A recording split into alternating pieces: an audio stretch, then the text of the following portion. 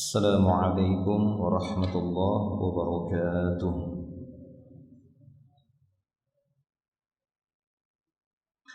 Innal hamdalillah nahmaduhu wa nasta'inuhu wa nastaghfiruh wa na'udzu billahi min shururi anfusina wa sayyiati a'malina may yahdihillahu fala mudilla lahu wa man yudlil fala hadiya lahu.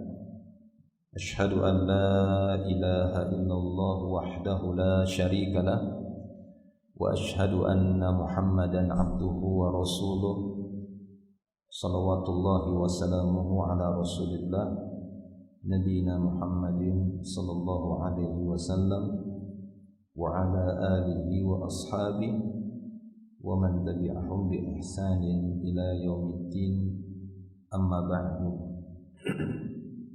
Faya ayuhal jama'atu salatis subuh fi masjid al-imam an-Nasa'i rahimani wa rahimakumullah wa a'azakumullah ajma'in.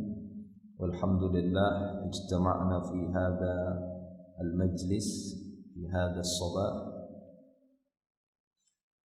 la'alla hadha as-sabah sabahan mubarak kama qala sallallahu alaihi wasallam, Allahumma barik li ummati fi bukuriha wa hadha waqtul bukur.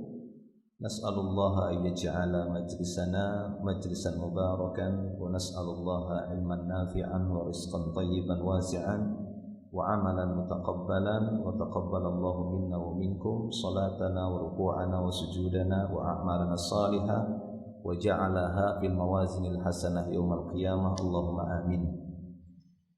Nuwasilu darsana, kita akan lanjutkan dars kita, pelajaran kita fi bayani tafsir juz'il amma, penjelasan tafsir juz' amma min kitab at-tashil li ta'wil tanzil, dari kitab at-tashil li ta'wil tanzil.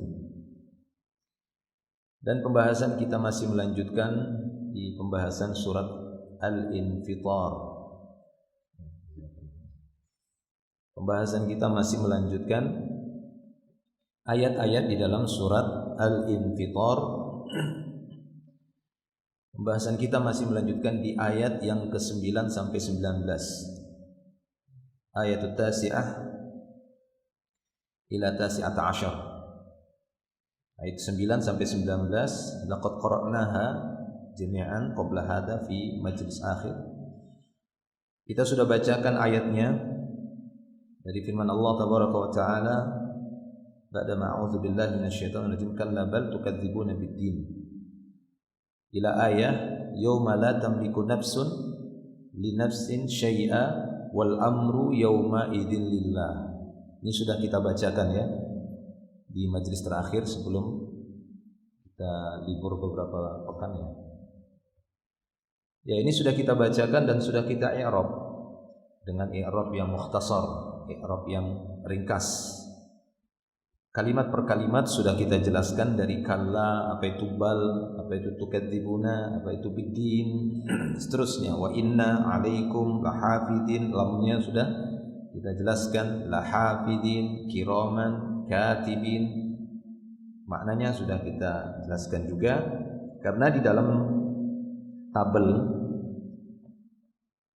ya, dalam tabel yang ada pada kitab ini, beliau tidak begitu panjang lebar membahas satu persatu kalimat per kalimat, sehingga kemarin ataupun di majelis terakhir sudah kita bacakan semua ayat dan kita berusaha untuk menjelaskan kalimat per kalimat sebagai tambahan bagi antum semua, dan semoga masih mengingatnya ya, yang hadir pada waktu itu semoga masih mengingatnya dan bisa menyampaikan kepada temannya yang tidak hadir tentang makna-makna secara lughatan yang udah kita sampaikan ya. Baik, kita masuk kepada soal wal jawab.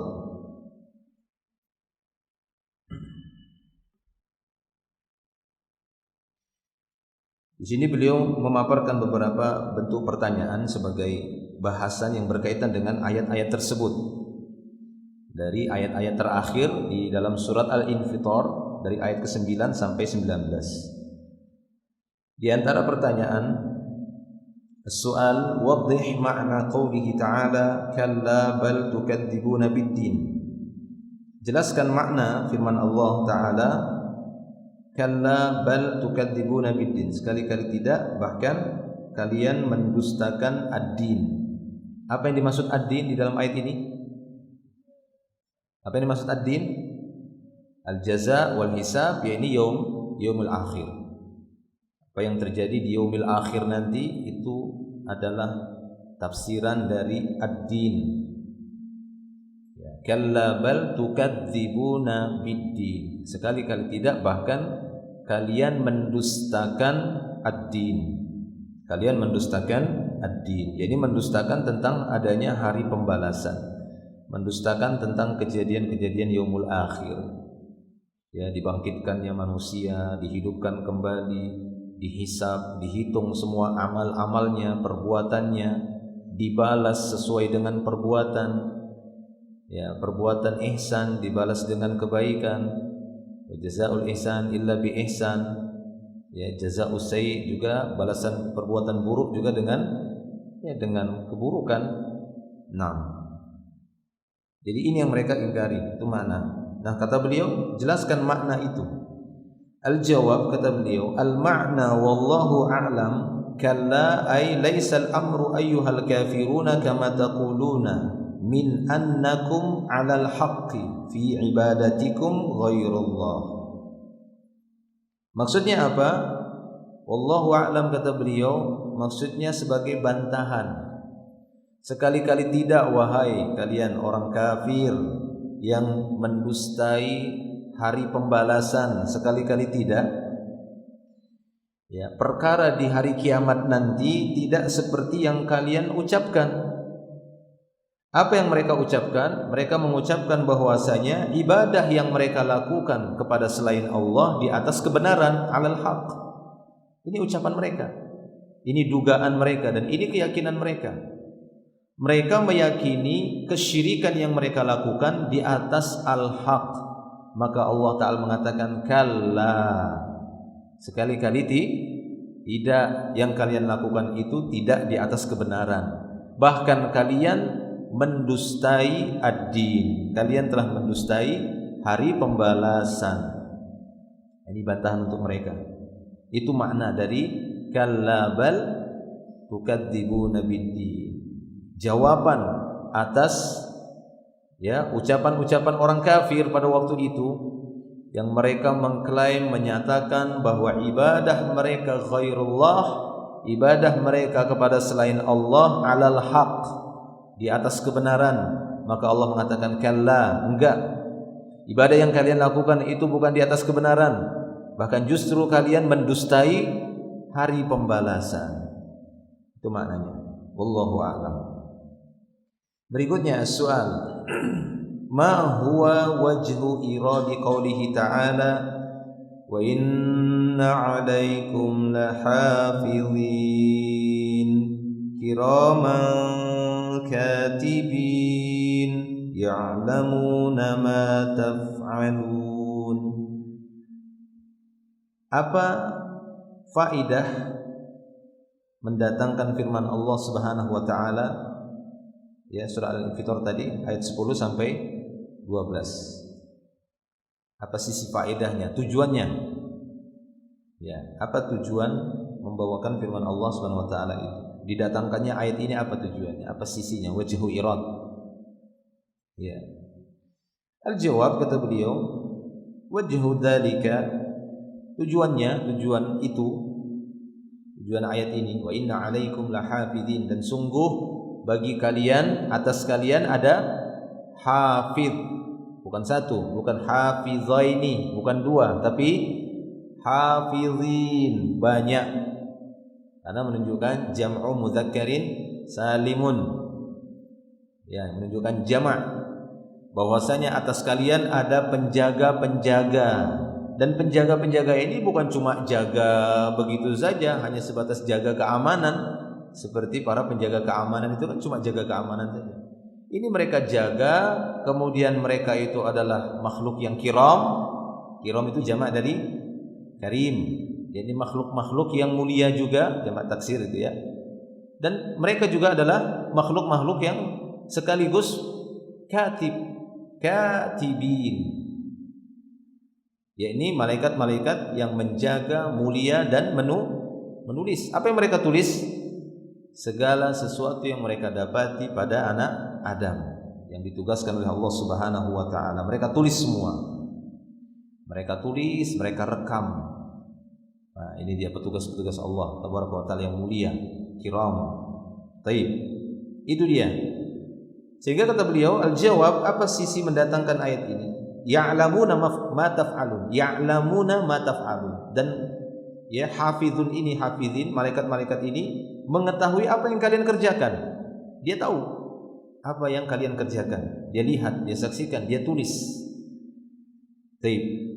Nah, apa manfaatnya didatangkan ayat ini? Kata beliau, manfaatnya al-hassu 'alal haya'i wal bu'di 'anil ma'asi. Tujuannya adalah untuk memotivasi. Ya, hassu itu memberikan motivator, sebagai motivator ini. Untuk apa? 'Alal haya, supaya punya rasa malu. Supaya punya rasa malu. Karena al-haya syu'batun minal iman. Rasa malu itu bagian dari keimanan. Al-haya syu'batun minal iman. Ini beliau jelaskan ketika beliau menyampaikan adanya cabang-cabang keimanan yang jumlahnya kurang lebih 60 sekian cabang atau sampai 70 sekian cabang.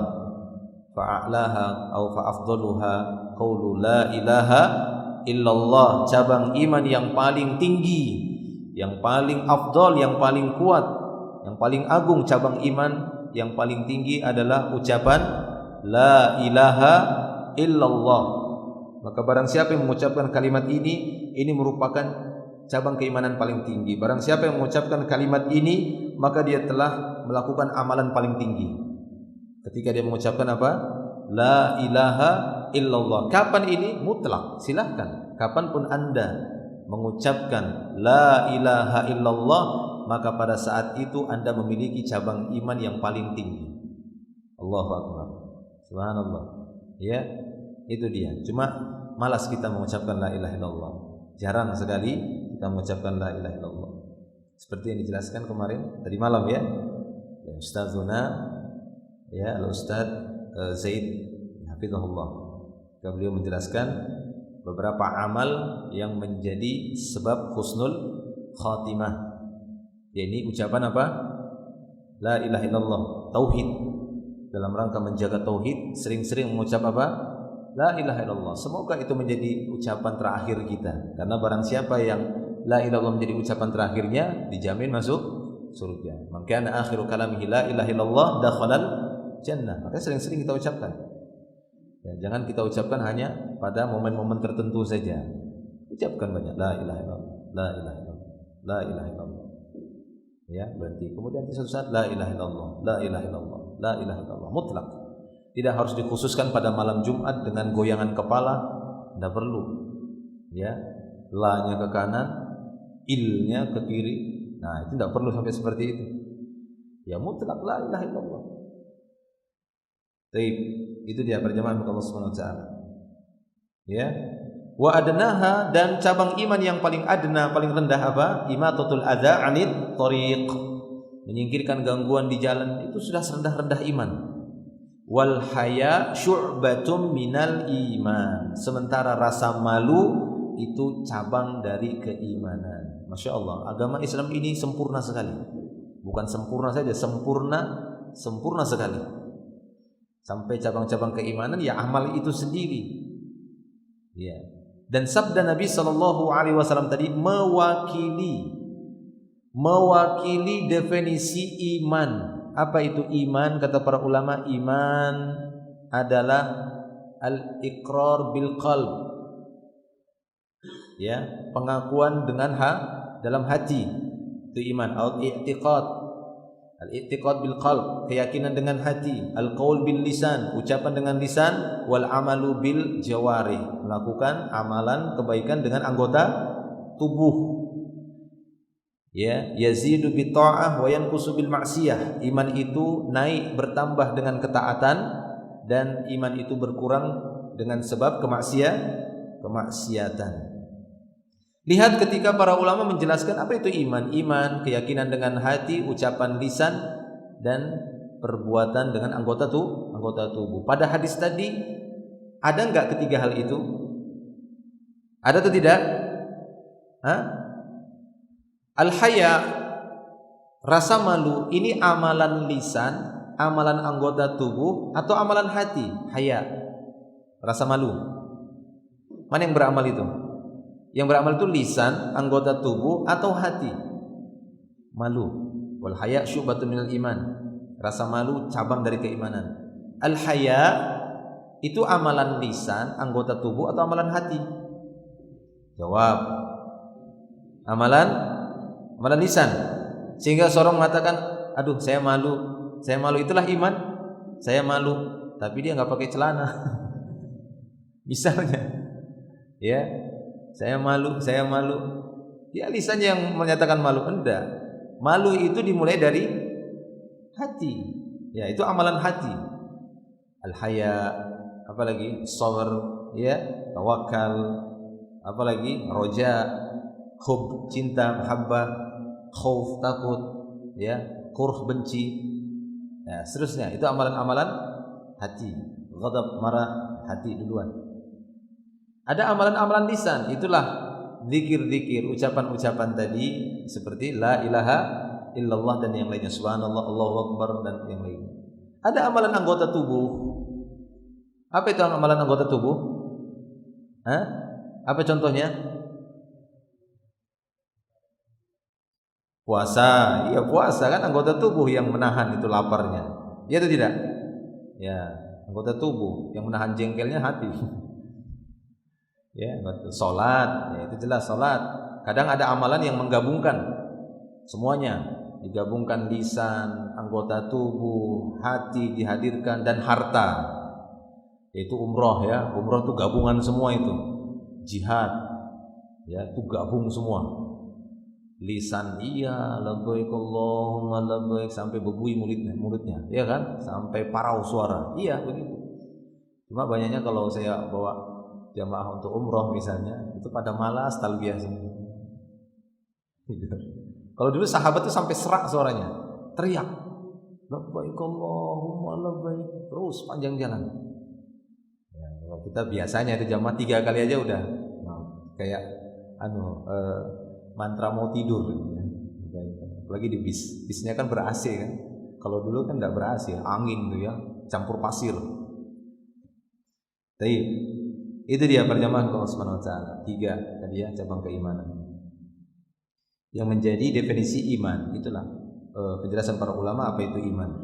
Jadi ini tujuan ayat tersebut didatangkan oleh Allah Subhanahu wa taala, al-hathu 'alal haya'i wal bu'du 'anil ma'asi, supaya mendatangkan rasa malu dan jauh dari maksiat. Malu buat maksiat.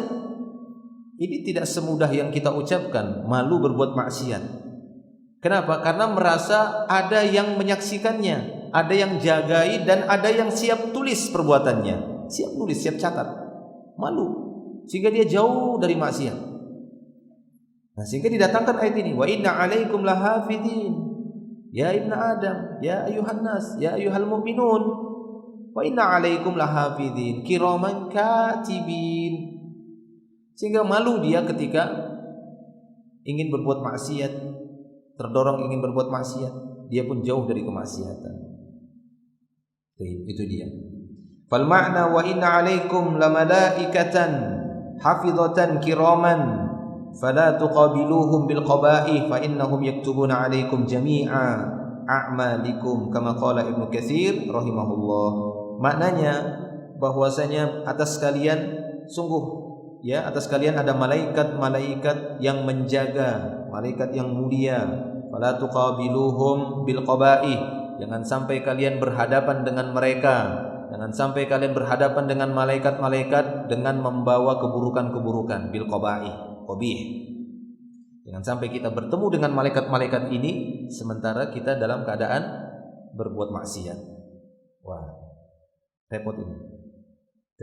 Fa innahum yaktubuna 'alaikum jami'a a'malikum, karena sungguhnya mereka akan menulis, mencatat, merekam seluruh apa yang kalian kerjakan, seperti yang dijelaskan oleh Al-Imam Ibnu Katsir. Baik. Nantaqil ila soal akhar. Kita pindah ke pertanyaan berikutnya. As-soal ila madza yarji'u ad-dhamiru fi qoulihi ta'ala wa ma hum 'anha bighaibin wa ma ma'naha. Kemanakah dhamir itu kembali pada firman Allah Subhanahu wa taala wa ma hum 'anha bighaibin wa ma ma'nahu. Kemana dhamir tadi? Dhamir itu kata ganti ya. Dhamir kata ganti. Yakni anha, mungkin yang dimaksud anha, ha itu kemana kembalinya? Wa ma humnya ini ya tadi. Ini manusia tadi kan. Wa inna 'alaikum lahafidhin kiraman katibin ya'lamuna ma taf'alun. Innal abrara lafi na'im. Sungguhnya orang-orang baik itu dalam kenikmatan. Wa innal fujjara lafi jahim yaslaunaha yaumaddin. Nah, jahim tadi disebutkan. Wa innal fujjar, di mana fujjar ini? Orang-orang fajir, pelaku maksiat, di dalam neraka jahim. Mereka dalam neraka jahim. Yaslaunaha, yakni yadkhulu fiha. Yaslaunaha, hanya itu kembali ke jahim. Mereka akan masuk ke dalam neraka jahim itu yaumaddin, pada hari pembalasan nanti. Mereka akan masuk neraka jahim. Siapa? Abror atau fujjar? Abror atau fujjar yang masuk jahim? Fujjar. Ya, al-abror kemana maksudnya? Naim, ya, ke jannah naim, surga yang penuh dengan kenikmatan. Nah, ini dia. Jadi orang-orang fujjar yang akan masuk ke dalam jahim. Nah, ketika ditanya di sini, wa ma hum anha bighaibin, dan mereka anha, ha ini kembali kemana kata beliau? Al-jawab yarji'u ilan nar al-jahim. Dia sebagai kata ganti ya an-nar al-jahim tadi. Dia kembalinya kepada al-jahim. Wal ma'na, dan maknanya adalah wa ma hum anha bighaibin, maknanya adalah wa ma hum minha bimukhrajin. Beliau mentafsirkan dengan ayat dalam surat Al-Hijr ayat 48. Wa ma hum minha bimukhrajin, dan mereka tidak bisa keluar darinya. Itu makna wa ma hum anha bighaibin. Apa arti ghaib? Fulan ghaib. Apa arti ghaib? Nah, yang belajar bahasa Arab. Apa arti ghaib? Hah? Absen.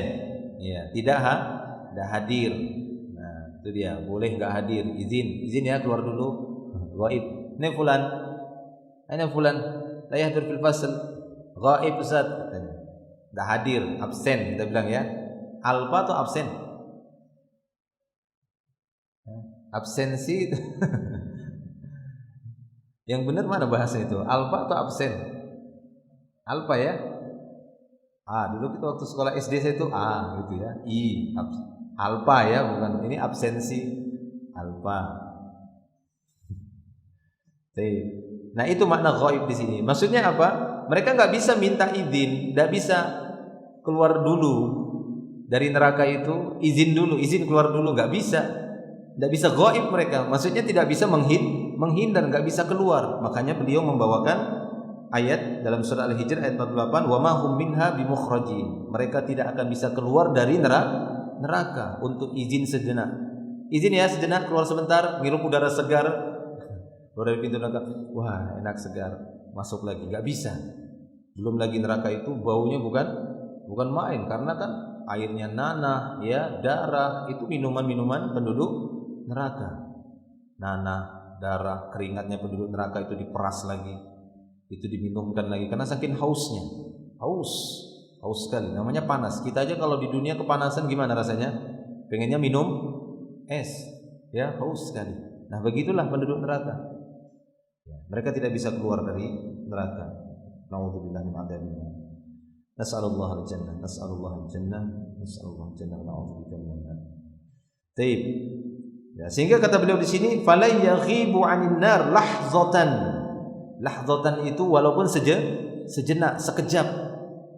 Ya, sekedip atau semisalnya lah, semana dengan itu. Fala yaghibu, mereka tidak akan bisa ghaib, tidak akan bisa alfa, tidak akan bisa keluar dari neraka itu walaupun sejenak. Bal hum fiha daimin, bahkan mereka di dalam neraka itu terus menerus, ya, daim, terus menerus, enggak berhenti-berhenti. Abadan abadan khalidina fiha, abadi penduduk neraka yang asli, ya, bukan penduduk neraka yang ngontrak. Ada penduduk neraka yang ngontrak, ya, ada memang penduduk aslinya nanti memang kekal mereka di sana. Mereka lah orang-orang kafir, ya, munafik dengan nifak akbar, orang-orang kafir dengan kufur akbarnya, musyrik dengan syirik akbarnya. Mereka lah orang-orang yang akan kekal di dalam api neraka. Adapun yang di bawah itu maka mereka ngontrak, maksudnya sementara dalam artian sekedar dosa yang mereka tanggung untuk diganti di sana, disiksa, ya, sebagai balasan, dibalas di sana. Setelah itu Allah akan masukkan mereka kembali ke dalam surganya. Wallahu a'lam. Baik. Berikutnya soal waddih makna qaulihi ta'ala wa ma adraka ma yaumuddin. Wa mal muradu bil istifham fi qaulihi wa ma adraka. Wa ma adraka. Apa arti adra? Sudah kita jelaskan kemarin. Apa adra? Adra, yudri. Apa artinya? Ka-nya itu anta artinya. Wa ma adraka. Adra itu dipisah, ya. Ka itu fi mahalli nasbin maf'ulun bi. Badalan min, ya, au dhamir min anta. Anta ka. Bukan assalamu alai anta. Assalamu ala anta, enggak gitu, ya, tapi assalamu alaika ganti. Apa arti adra? Ya, adra yakni akhbara atau a'lama, semisal itu, nyampaikan. Wa ma adraka ma yaumuddin, udah sampaikah kepadamu ya Muhammad apa itu yaumuddin? Nah, itu dia. Kemudian sudah sampaikah kepadamu? Udah adakah yang nyampaikan? Sudah sampaikah kepadamu apa itu yaumuddin? Itu sudah sampai kepadamu berita tentang yaumuddin? Nah, makanya kata beliau, wa mal muradu bil istifham. Apa yang dimaksud dengan istifham? Maksudnya istifham itu apa? Pertanyaan. Apa maksud pertanyaan ini? Al-jawab, kata beliau, jawabannya al-istifhamu al-muradu bihi at-tanbih ala azamati dzalikal yaum. Jadi tujuan pertanyaannya ini, wa ma adraka ma yaumuddin tsumma ma adraka ma yaumuddin. Tujuannya apa? Tujuannya adalah untuk tanbih, untuk memberikan peringatan, untuk memberikan peringatan, tanbih. Kalau biasanya di Saudi, negara-negara Arab itu tanbih ini kan sering ditulis tanbih, kemudian tanda segitiga gitu, ya. Kalau kita apa? Warning, ya. Iya, betul kan? Warning bahasa apa itu? Bahasa Inggris. Warning apa artinya? Peringatan kan? Nah, ya sama kan, warning. Ada tanda apa itu biasanya? Tanda segitiga, ya. Segitiga silang. Saya lupa. Oh, ada tanda seru, ya? Oh ya, betul. Ada segitiga seru. Nah, warning itu kita pahami itu, peringatan. Jadi itu bukan peringatan yang dimaksud di sini seperti peringatan Maulid, bukan. Baik, itu dia, ya. Jadi yang dimaksud istifham di sini, kalimat pertanyaan seperti itu tujuannya adalah at-tanbih ala azamati dzalikal yaum.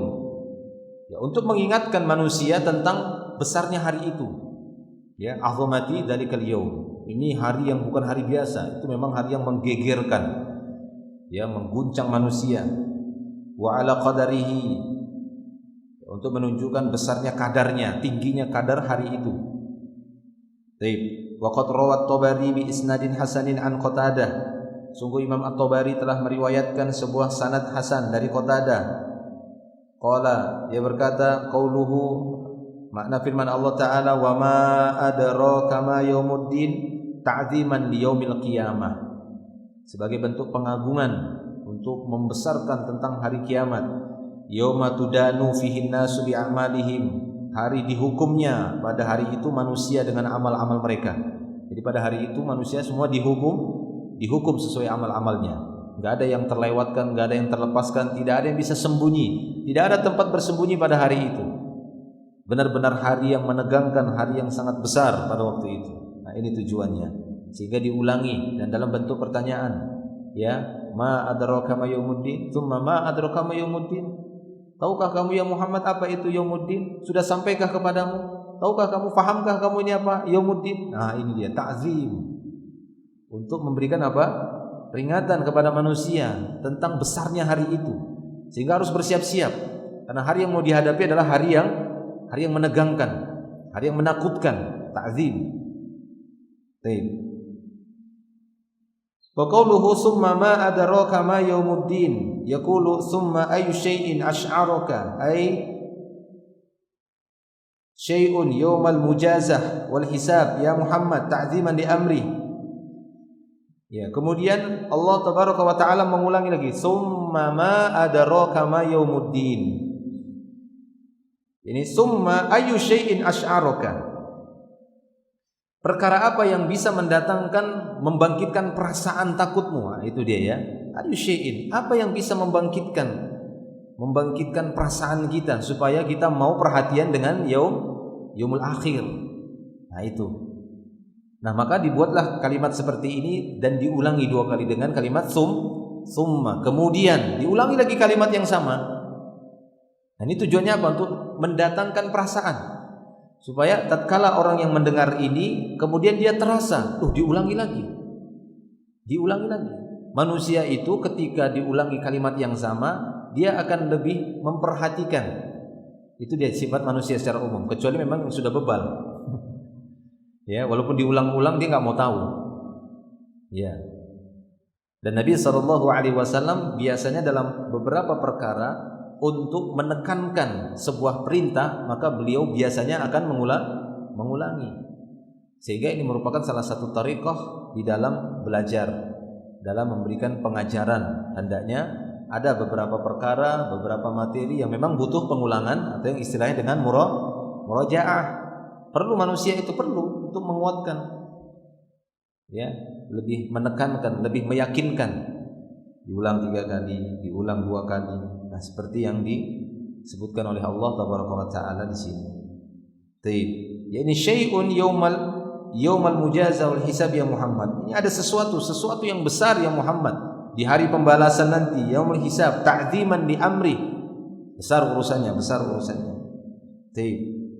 Thumma fassara jalla thana'uhu ba'da sya'nihi faqala yauma la tamliku nafsun li nafsin syai'a. Nah, kemudian di sana Allah Subhanahu wa taala ya memberikan tafsiran hari apakah itu yaumuddin? Hari di mana tidak ada satu jiwa pun memiliki kekuatan untuk membantu jiwa yang lainnya. Nah, ini Allah taala tafsirkan sendiri.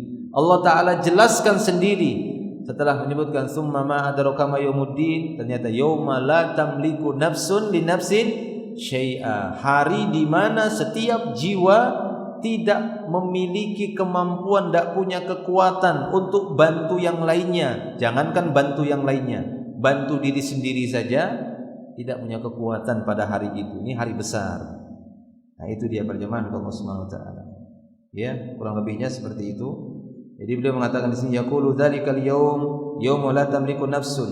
Hari itu adalah hari di mana jiwa tidak memiliki apapun, tidak memiliki kekuatan apapun. Yaqulu yauma la tughni nafsun an nafsin syai'an. Ataupun beliau berkata, ya, Allah taala mengatakan maknanya hari di mana satu jiwa tidak memberikan manfaat kepada jiwa yang lain sedikit pun. Fatadfa'u anha baliyah, sehingga dia mampu menghindarkan dari jiwa yang lain bala, musibah. Nazalat biha, yang menimpanya. Wala tanfa'uha binafi'ah, dia tidak akan bisa memberikan manfaat, sebuah manfaat kepada jiwa yang lain. Wa qad kanat fid dunya tahmiha, padahal di dunia dia mampu menjaga jiwa yang lain. Ya, wa tadfa'u anha man baghaha su'an, wa batala dzalika yawma idzin. Li'anna al-amru sara lillah alladzi la yaghlibuhu ghalibun. dan seterusnya ya. Jadi kurang lebih seperti itu. Dari sini ingin menjelaskan ya, dalam penjelasan ini artinya pada hari itu tidak ada satu jiwa pun yang mampu untuk membantu jiwa yang lain, padahal semasa di dunia dia mampu membantu orang lain. Semasa di dunia dia mampu backup orang lain. Semasa di dunia dia mampu untuk backingin orang lain, sehingga orang tersebut terselamatkan dari kejahatan orang yang ini, sehingga orang tersebut tidak diganggu oleh orang lain. Dia mampu semasa di dunia, tapi di masa itu tidak ada yang punya kekuatan, tidak ada yang punya kemampuan untuk membantu orang lain. Karena yang memiliki urusan pada hari itu, yang memiliki kekuatan, yang memiliki hak penuh pada waktu itu adalah Allah. Wal amru yauma idzin lillah. Yauma la tamliku nafsun li nafsin syai'a wal amru yauma idzin lillah. Karena urusan pada hari itu semuanya sudah kembali kepada Allah. Tidak seperti semasa di dunia. Allah masih memberikan kebebasan, kekuasaan kepada sebagian orang yang berkuasa untuk mempergunakan kekuasaannya, apakah untuk kebaikan, ketaatan, atau untuk kemaksiatan. Itu di dunia. Tapi untuk di yaumuddin nanti, yaumul akhir, al-amru yauma idzin lillah. Baik. Berikutnya kita selesaikan. Soal ma faidatu tikrari qaulihi ta'ala? Apa faidah pengulangan firman-Nya? Tsumma ma adraka ma yaumuddin. Apa faidahnya ini? Al-jawab, jawabannya kata beliau, Qurrira yaumuddin ta'ziman li sya'nihi wa tafkhiman li qadrihi atau li qadrihi wa tahwilan li amrihi kama qala ta'ala al-qari'ah mal qari'ah wa ma adraka mal qari'ah wa kama qala subhanahu wa ta'ala al-haqqah mal haqqah wa ma adraka mal haqqah.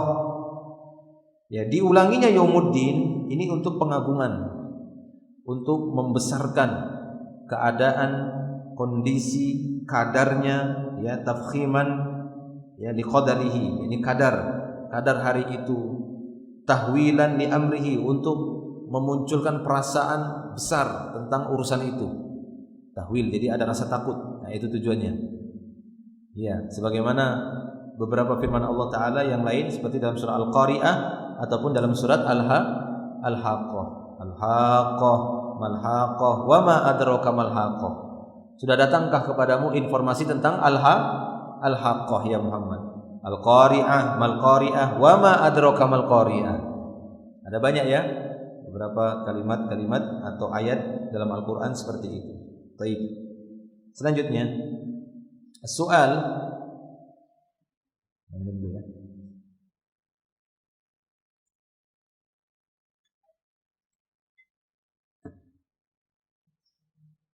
Karena masih tidak dibuatin semuanya. As-su'al hal yanfa'u syakhsan yaumal qiyamah. Pertanyaannya kata beliau, apakah seorang mampu memberikan manfaat bagi orang lain pada hari kiamat nanti? Mampukah seorang memberi manfaat bagi yang lainnya? Padahal tadi sudah kita dapati ayat yauma la tamliku nafsun li nafsin syai'a. Sekarang beliau tanyakan lagi, kalau begitu bisakah seorang memberi manfaat kepada orang lain nanti pada hari kiamat? Jawab, dzalika kainun biiznillah. Itu bisa, akan terjadi. Tapi ingat, biiznillah. Semua harus dengan izin Allah Subhanahu wa taala. Jadi ayat yang umum tadi ternyata masih ada pengecualian. Nah, seperti itu ya. Seperti itu kaidah-kaidah yang kita dapati di dalam Al-Qur'an, memahami Al-Qur'an, memahami hadis, sehingga tidak terburu-buru kita langsung memutlakkan. Ada perkara yang memang sangat umum, kemudian di sana ada dalil. Nah, maka ketika kita ketemu dalil seperti ini, jangan kita bentur. Jangan dibenturkan ketika dua dalil itu sama-sama sahih. Sama-sama sahih, akan tetapi kita berusaha untuk membawakan kepada makna mutlak umum, ya, dibawakan kepada muqayyad atau khusus. Ini untuk secara umum, tapi ada pengecualian khusus. Nah, ada orang-orang khusus yang diberi izin oleh Allah untuk nolong orang lain. Ada atau tidak? Ada, banyak. Yang sering kita kenal dengan syafaat. Apa? Syafaat. Apa arti syafaat? Apa arti syafaat? Menolong. Arti syafaat itu nolong. Ya. Ada seorang yang mungkin mau diganggu, mau ditimpakan gangguan kepadanya oleh sekelompok orang. Ya. Kemudian dia berkata kepada orang yang mau diganggu tadi, bilang aja nama saya. Iya. Dia bilang, Pak, saya ini temannya Bapak ini. Oh, iya kan? Maaf Pak. Sudah, jangan diganggu. Itu syafaat. Ya, itu syafaat. Berarti apa? Dia diselamatkan karena ada izin dari syafi' tadi. Ya, syafi' pemberi syafaat. Dia musyafa'. Ya, musyafa' fihi, yang diterima syafaatnya. Nah, seperti itu. Baik. Jadi kata beliau di sini, hal yanfa'u syakhsan yaumal qiyamah dzalika kainun biiznillah. Itu akan terjadi dengan izin Allah. Fa idza azinallahu li syakhsin ay yashfa'a fi syakhsin, ya, syafa'a fihi wa tafa'al musyaffa'u fihi bisyafa'ah biiznillah. Maka apabila Allah Subhanahu wa taala mengizinkan seseorang untuk memberikan syafaat pada orang lain, maka Allah akan berlakukan syafaatnya, syafa'a fi. yakni qabila syafa'atahu. Allah akan terima syafaatnya. Ya, Allah akan terima permohonannya tadi. Wantafa'a, dan dia pun mendapatkan manfaat. Wantafa'al musyaffa'u fi. Orang yang dikasih syafaat tadi akan mendapatkan manfaat. Bisyafa'ah, dengan syafaat tadi, biiznillah, dengan izin Allah. Qala ta'ala, lihat firman Allah ta'ala, man dzalladzi yashfa'u 'indahu illa biiznihi. Siapa yang berani atau siapa yang memiliki, man dzalladzi yashfa'u 'indahu, ya, siapa yang berani memberikan syafaat? Siapa pemilik syafaat di sisi Allah yang berani memberikan syafaat? Illa biiznihi, kecuali dengan izinnya. Izin dulu. Ya Allah, saya mau mengajukan pertolongan syafaat. Untuk siapa? Untuk si fulan. Yang mana? Yang itu. Di mana dia? Di neraka misalnya. Ya, kenapa dia melakukan dosa besar ini? Ya, keluarkan dia ya Allah. Allah Ta'ala lihat dulu. Kalau dia izinkan, maka dia dikeluarkan. Tapi kalau tidak diizinkan oleh Allah, tidak diizinkan, maka ya sudah, enggak berharga syafaatnya. Jadi tidak semua orang yang meminta syafaat kemudian Allah Ta'ala langsung izinkan, enggak. Tapi itulah namanya izin. Artinya tidak serta-merta seorang langsung lihat-lihat, kamu keluar, sudah. Tidak seperti itu. Enggak seenak itu ya. Karena sebagian orang memahami syafaat itu begitu. Ketika membahas tentang masalah apa? Syafaat. Langsung datang, kamu keluar. Silahkan ditunjuk. Ya Allah, ini. Allah lihat dulu. Allah izin atau tidak. Kalau Allah Ta'ala tidak mengizinkan, tidak meridhoi orang tadi keluar, enggak ya, dia terus masih di situ. Ya, tidak dipotong masa siksaannya di neraka. Karena syafaat ini menyebabkan dipotongnya, ya, waktu penyiksaan bagi orang yang disiksa di dalam api neraka. Kalau bahasa kita yang di penjara apa namanya? Kalau dipotong waktu tahanan apa? Remisi. Ya, remisi. Betul ya, remisi. Remisi bukan anu. Oh, itu komisi. Komisi komite. Ya kan, komisi itu komite ya. Oh, komisi gini. Taib, itu dia ya, bisa dipahami. Nah, man dzalladzi yashfa'u indahu illa bi'idznihi. Atau firman Allah Subhanahu wa taala, wala yashfa'una illa liman irtadha. Lihat ini. Wala yashfa'una illa liman irtadha. Mereka tidak akan bisa memberikan syafaat kecuali bagi orang yang diridhoi. Jadi kalau Allah Ta'ala tidak ridho dengan orang yang kita pilih, enggak berlaku syafaat kita, itu maksudnya. Kita tunjuk, ini ya Allah, tolong keluarkan ya Allah. Allah enggak ridho sama dia, ya enggak bisa keluar dia. Yang ini ya Allah, ayah saya. Yang ini ya Allah, ibu saya. Yang ini ya Allah, anak saya. Ini teman saya. Ini keluarga saya. Ini sahabat saya. ini guru saya, ini murid saya. Allah lihat dulu, ini ridho. Allah Ta'ala ridho nggak dengan dia? Kalau Allah Ta'ala tidak ridho dengan dia, maka tidak berlaku syafaatnya. Itulah dia maknanya izin. Ya, baik. Dan ini diperkuat dengan ayat tadi ya, wala yashfa'una illa liman irtada. Wa qala alaihi salatu wassalam, kita lihat sabda Nabi. Dan Nabi sallallahu alaihi wasallam telah bersabda, syafaati li ahlil kabair min ummati. Syafaatku berlaku untuk pelaku dosa besar dari umatku. Lihat. Dan ini merupakan i'tiqad ahli sunnah wal jamaah yang tidak disetujui oleh orang-orang khawarij yang berpemahaman takfiri, ya, mutasyaddidun, ya, fit takfir, yang sangat keras mengafirkan. Kata mereka, enggak mungkin pelaku-pelaku dosa besar itu dikeluarkan dari neraka, enggak bisa, enggak berlaku seperti itu. Nah, adapun ahlu sunnah wal jamaah yang sebenarnya gitu ya, bukan cuma sebatas penamaan, akidah ahlu sunnah wal jamaah meyakini adanya pelaku-pelaku dosa besar selama itu bukan kesyirikan dengan syirik akbar, bukan kufur akbar, bukan nifak akbar, maka mereka akan dikeluarkan dari dalam api neraka jika Allah berkehendak dan meridhoinya. Dari umat Nabi Muhammad sallallahu alaihi wasallam. Syafaati, kata beliau, li ahlil kabair min ummati. Syafaatku itu berlaku bagi pelaku-pelaku dosa besar dari umatku. Apa itu dosa besar? Banyak dosa besar, banyak sekali. Sampai ada kitab yang ditulis oleh Imam Az-Zahabi, udah pernah ya, anak bahas ini juga ya, lama. Istiqamah. Dengan apa? Kitab judulnya apa?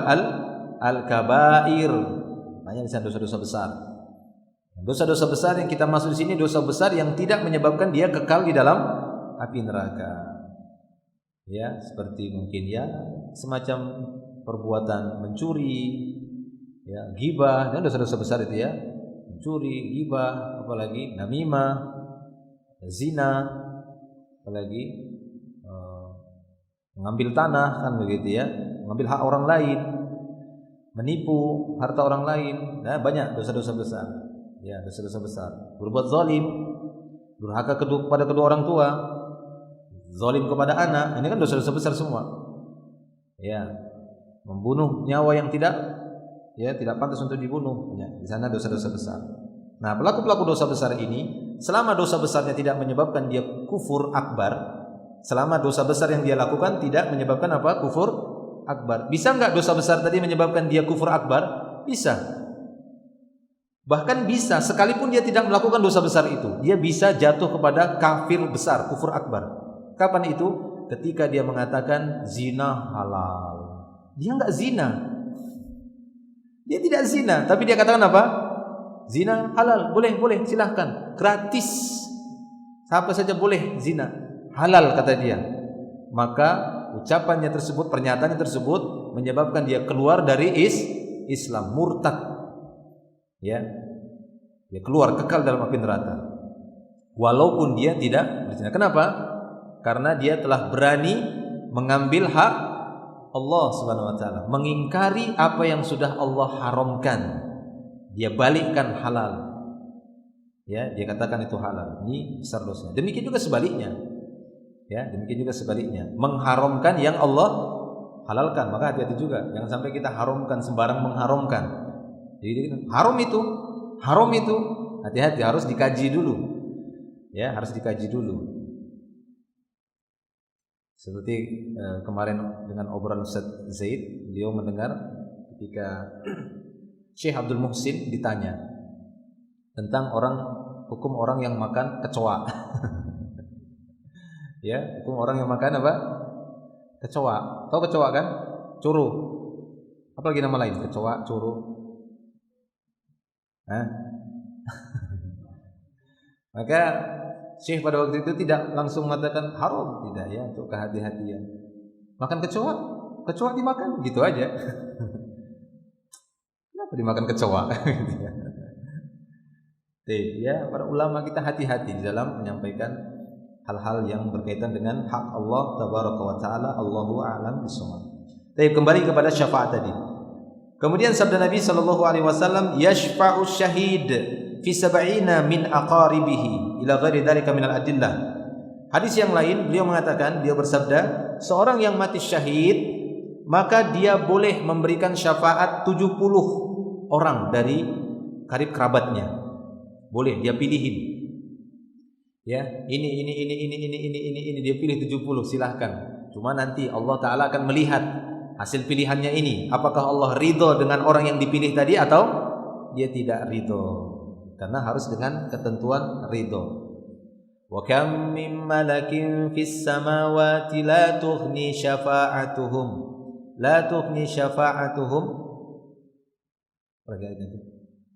Betapa banyak malaikat, ya, wa kam min malakin fis samawati la tughni syafa'atuhum illa min ba'di ayyadzanallah liman yasha wa yarda.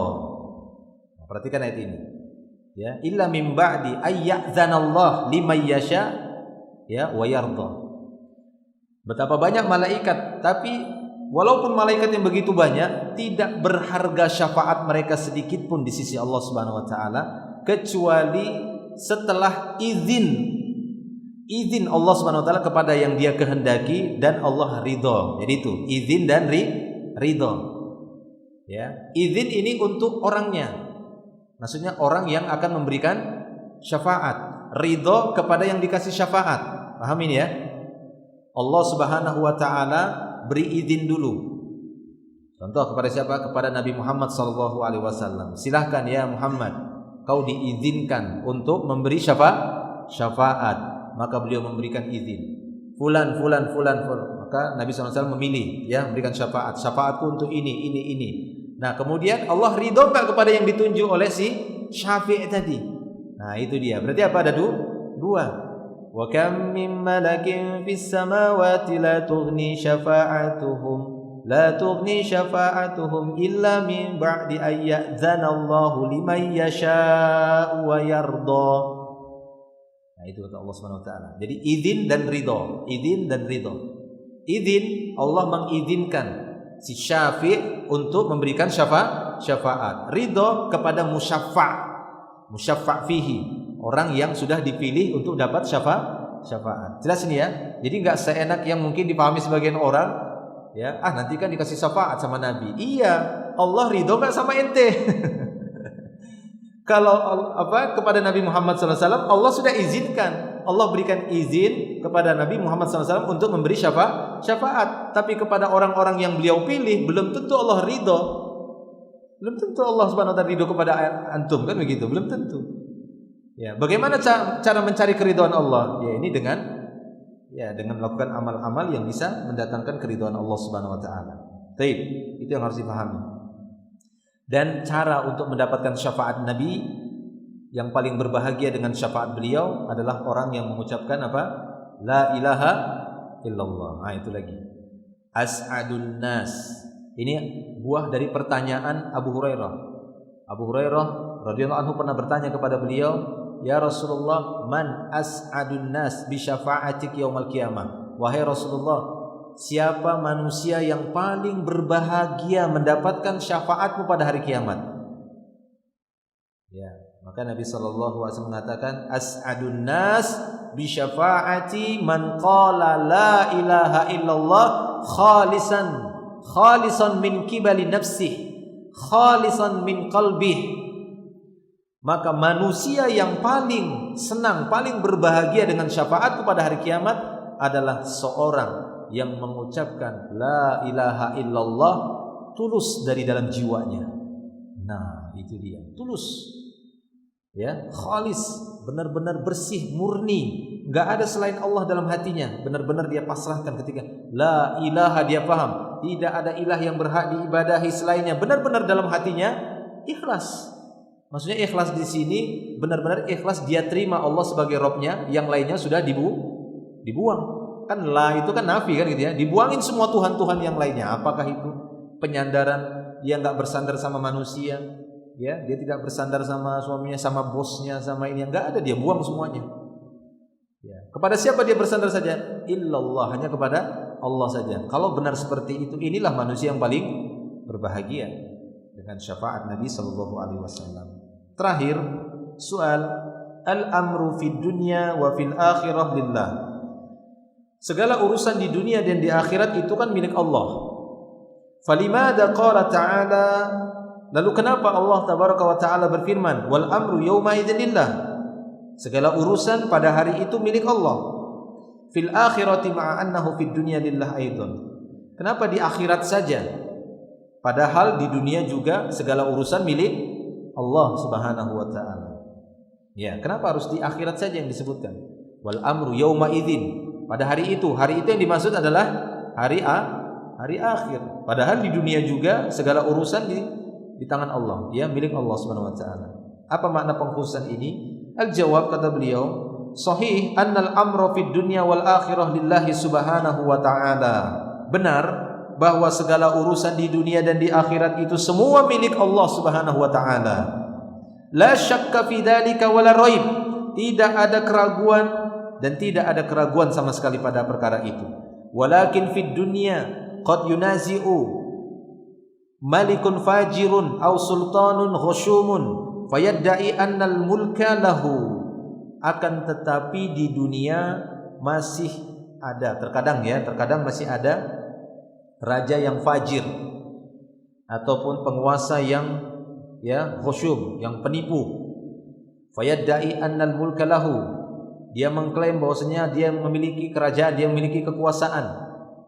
Ya, jadi maksudnya di dunia Allah Ta'ala masih memberikan kebebasan kepada sebagian penguasa untuk menyatakan bahwasanya dialah penguasa. Masih diberikan kebebasan. Saya yang berkuasa. Jangankan penguasa negara kerajaan, penguasa tanah saja masih berkata demikian. Saya berkuasa di sini. Ya, saya menguasai tanah ini. Nah, itu kalau di dunia. Sehingga Allah Ta'ala lebih mengkhususkan di hari akhirat. Amma fil akhirah fala munazi'a yunazi wala mudda'in yadda'i fala ilaha illallah wala rabba siwa. Adapun di hari akhirat tidak ada yang bisa menyanggah, tidak ada yang bisa mengklaim, tidak ada ilah melainkan Dia, tidak ada Rabb melainkan Allah tabaraka wa taala saja. Wala malika ma'ahu, dan tidak ada raja bersama Allah. Pada hari akhirat nanti tidak ada lagi yang berani mengatakan saya raja, enggak ada lagi seperti itu. Saya penguasa, saya pemimpinnya di sini, saya yang berkuasa di sini, enggak ada lagi seperti itu. Wala mustakbirah, dan tidak ada lagi kesombongan di sana. Wala mustakbirah hunaka. Bal kama qala ta'ala, bahkan sebagaimana firman Allah Subhanahu wa taala, limanil mulkul yawma lillahil wahidil qahhar.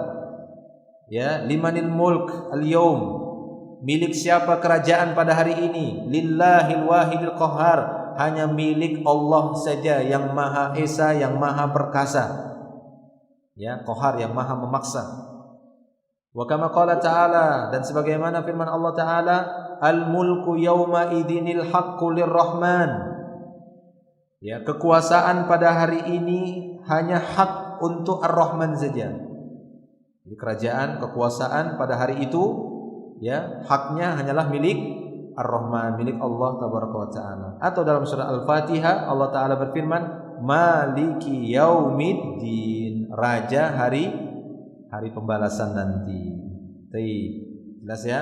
Jadi itu makna al-amru yauma idzin lillah. Alhamdulillah, intaha darsuna fi surat al-Infitar wa bayyana lakum wa qara'na al-bayan fi hadzal kitab. Sudah kita jelaskan dan sudah kita bacakan di sini penjelasan-penjelasan di dalam menjelaskan surat al-Infitar. Insyaallah nanti akan kita lanjutkan masuk ke surat al-Mutaffifin, surat al-Mutaffifin. Surah al-Mutaffifin insyaallah di pertemuan berikutnya. Cukup mungkin ada yang ingin bertanya? Betul, kalau yang bertanya. Tidak ada? Cukup ya, insyaallah. Nah, kita akhiri sampai di sini. Kita sambung lagi di pertemuan yang berikutnya. Akhiru da'wana alhamdulillah. Subhanakallahumma bihamdik, asyhadu an la ilaha illa anta, astaghfiruka wa atubu ilaik. Assalamualaikum warahmatullahi wabarakatuh.